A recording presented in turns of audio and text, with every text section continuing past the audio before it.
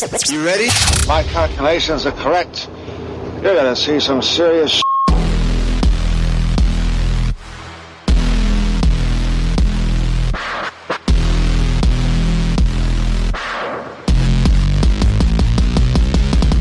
Another edition of Ground World Radio. Matt and Tiger. We're back. With you in the studio. It's officially, I guess, week 2 of this. Yes, week 2. And we're getting, I guess, a little more comfortable doing this. We're like the XFL. Yeah, but unlike the XFL, they peaked week 1. Did they, though? Ratings-wise, I'm sure. I didn't look at them. They probably did. We did not peak week 1. No, we did not. We're gaining steam. I mean, we're getting better at kind of formatting the show, and I do want to tell you that we do have a guest coming up on our next show, which will be on Friday. I know. I'm so excited. So, a little bit about me. Growing up, I lived right next to the Lakewood Blue Claws, like one town over from, which was the low A affiliate of the Philadelphia Phillies. We were a host family because we had a bigger house. My mom started a business and did quite well. But we had a bigger house. We had extra rooms. I was an only child. And they wanted me to have a brother of some sort, so they just did this. We had 27 players come through our house in 6 years. Wow, that's a lot of players when you really think about it. That's a whole major league roster. Right, and we actually, at a certain point, we kind of stuck to 2 guys a year, but with those 2 guys, one goes, one comes. One goes, one comes. There's a guy here for a week. He's staying with us. You know, it got to the point we had 4 guys staying with us at one time. Because we would have the 2 guys originally. Right. They would either get hurt or get sent up, and then they would come back, but we'd already filled their spots, and we love them, so we want them to come back. Spoiler alert, we didn't love everybody. Oh, I imagine. So there were a few guys that we did love and we did not like. One of the guys that we did love is coming on the show on Friday. His name is Greg Golson. So if you are a Philadelphia sports fan, you might know Greg as what was a first-round pick in 2003, 2004, I want to say. It was real early in the 2000s. I don't know the exact it was year. one of the 2. He was the first-round pick of the Phillies. He was an outfielder, 5-tool guy, power, one of the fastest humans you'll ever meet. And he lived with us for 2 years. And, you know, I was 17, 18 when he lived with me. Oh, I'm sure he was 19, 20. Yeah. So we were very close in age. I'm not going to say we were the closest of people together. I was definitely closer with some other people, but I stayed in touch with him just because he was a good dude. And we watched his progress up to the Phillies. He came up in 2008, and he'll tell the story about why he kind of didn't get a real chance in 2008 with the Phillies, and then he bopped around. And then, of course, he made, if you watch like YouTube of the best throws of the decade, right? They did that. From the outfielder, if you YouTube it, he's always on there because he made a throw in the Trop, deep right center field. Mariano's on the mound, which is so bizarre to me to watch this because it's Mariano pitching to somebody with Carl Crawford on second, Jeter at short, A-Rod at third, and he pops out the right with 1 out. Golson catches it and throws an absolute laser beam to third base, and A-Rod makes the tag, and you just see Jeter fist pump and high five him. You're like, bro, you were in my pool like 4 years ago. Like, me and you used to go get lunch all the time. Making MLB plays is one thing, but doing it and then getting a high five from Jeter, that's a whole nother level. It's not like it was out of the norm for him, because right. like he'll talk about it. I'll ask him about Jeter and A-Rod, and he'll say they were great. But like the fact that he can say that on a personal level is beyond me. Yeah. It's so weird. It's mind-blowing when you know someone like that just casually high-five Jeter after making a great play. And it's so weird to me still that like these random people just showed up at my house and started living there. And we're going to talk to him about minor league life. And that got me thinking about my own personal minor league life. Because I had a cup of coffee in the minor league system.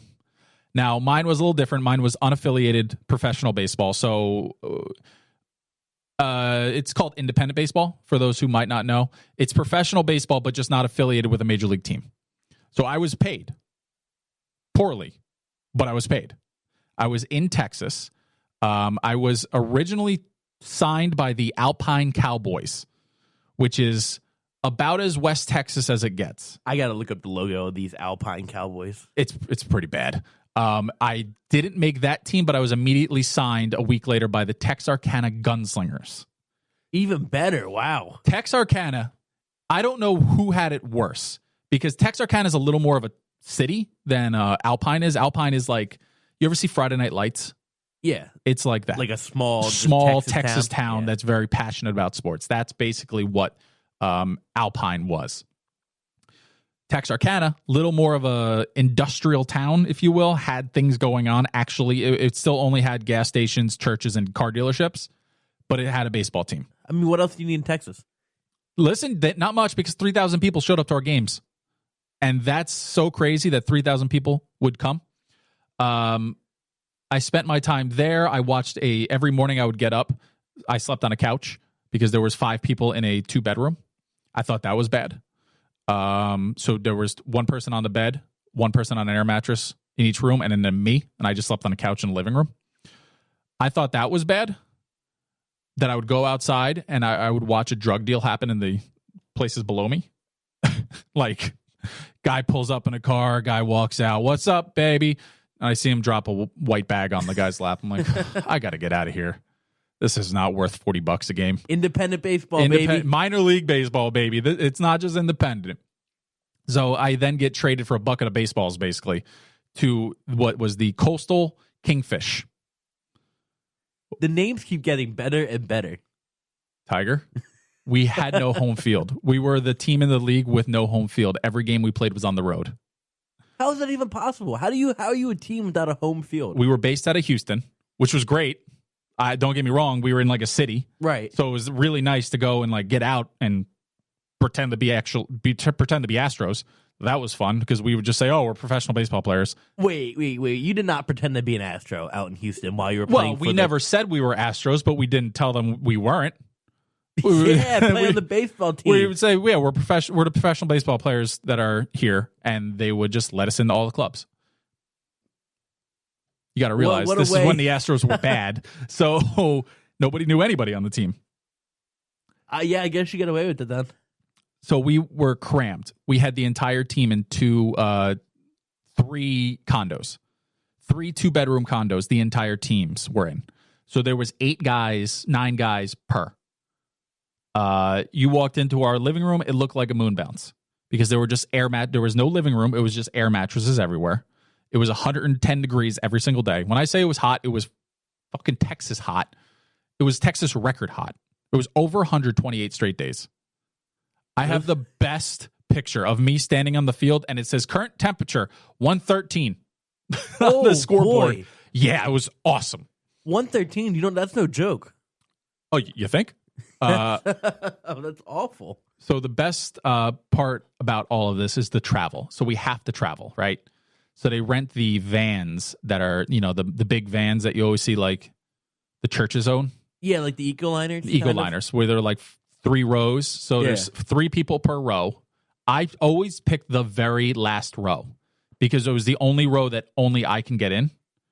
It was just me and all the luggage. Like I was crammed in like cattle with all the luggage next to me, all the bags and everything. So I didn't care. Like I was cool in the back by myself. I guess it's better than sitting on a sweaty dude next to you. Way better. Yeah. Way better. So I always jumped in that back seat first and like helped, quote unquote, put the bags in. Knowing that I just, let me get the guys, bags over there. Yeah. I'm kind of just stuck here. So we're driving out to Alpine, which is West Texas, hundreds of miles away. And it's so hot that our tire blows up and starts a fire. Like the tire melted on the asphalt. First of all, that's not supposed to happen. That should tell you what kind of van we're driving in. Yeah, I don't know if that's the weather or the actual van. A little bit of both, I would think. A little bit of both. So now we are stuck on the side of a highway. We would play games Thursday, Friday, Saturday, Sunday. So we would travel on Wednesday. We're now stuck Wednesday for 3 hours waiting for AAA or whatever cheap thing the team afforded. Bob's truck tow. Yeah, to come out there and change a tire because we didn't have one, obviously. So we're now stuck in the middle of Texas. I mean, literally, look at Texas, look at Dallas, go 2 hours to the left of that. That's where we are. We're still 3 hours from our target place. We're already 6 hours into a road trip. We're stuck there. 3 hours we were there. We got to the hotel at like 2 a.m. We had left at 5 a.m. Oh, boy. Yeah. We get into the hotel. Might I tell you, not the best situation, if you will. Might as well had dirt floors. No, I was going to say, what's that, like a Red Roof Inn kind of place? If Red Roof Inn was there, we would have been happy. Like, this was a mom and pop, like... Jan and Jim's bed and breakfast. Bed and breakfast. Are you kidding me? No, just bed. Jan and Jim's bed. It's the same place that like still flashes up to like cable. Like we have cable. Like that's a HBO. Yeah, those are my favorite. Like that's a thing that people care about now. This did not happen to me, but it happened to one of my teammates, and it skeeved me out so bad that we all slept in the clubhouse. He walked into his room, and he turned on his light, and sitting on his bed was a scorpion. Yep. Yeah, there it is. I mean, what other animal would show up in Texas that could scare you? Right? A A scorpion's snake. at the top of the list. Snake. Snake, yeah. That's a good one. So we all were like, we're out. And we went and slept in the unair conditioned clubhouse at the stadium, which I use the word stadium loosely, because it's like an advanced high school stadium. I was saying it's just like a field out there. It's just right? like a field. It definitely had stands, and it was definitely like a building that was made for baseball and people to watch. Let's call it a park. It was better than that. Like it was better than that. It actually had a standing building. Like they built the stands in. It wasn't the 3 soccer dads come over and carry the stands over and plop them down type of place. But underneath, we basically all just sprawled out in this like closet.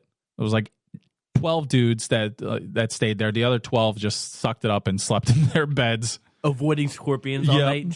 So we finally got to bed about 3:30 a.m. We wake up at like 5 because we're all sweating our asses off. Yeah, nobody can actually sleep, and we just stared at each other until like 4 o'clock when the rest of the guys showed up.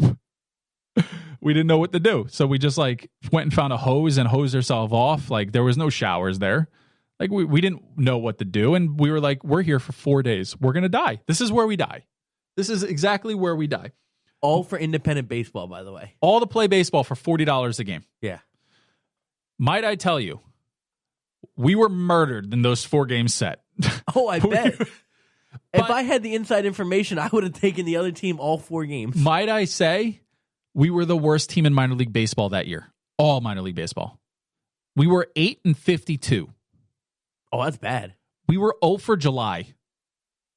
Yeah, that's bad. That's like... Yeah, not good. Yeah. 0 for... We didn't win a single game in July. So these type of stories is what you're going to hear from Golson, I hope.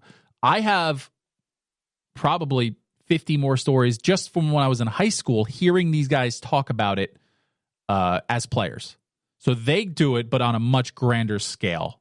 I imagine if you're a first-round pick and you have some, like, fuck you money to mess around with, you get a lot of interesting stories to throw in there. Yeah, but one of the things I loved about Greg is that we had like I said, a mixture of guys. And one of the things that he always said was, like, this is my job. Like, I chose this as a job. Now, not all minor leaguers have that same mentality. His goal was to get to the big leagues, and that's not like a fake goal you say. Like, his goal was, I have to play Major League Baseball. I have to make a career out of this. Where the other half of the guys, be honest, when you watch a minor league baseball game, they're there because they can be. Right. I mean, what they don't want to be stuck in an office selling insurance. So. Yes, they're doing this because it's cool. Yeah. We had a few of those guys stay with us. Some of them stayed with Greg. Like, we're the group that stayed with Greg, and there was a falling out one day. We'll see if he wants to talk about that. About a guy who went out drinking on a Friday night and had to start on Saturday morning or Saturday afternoon game.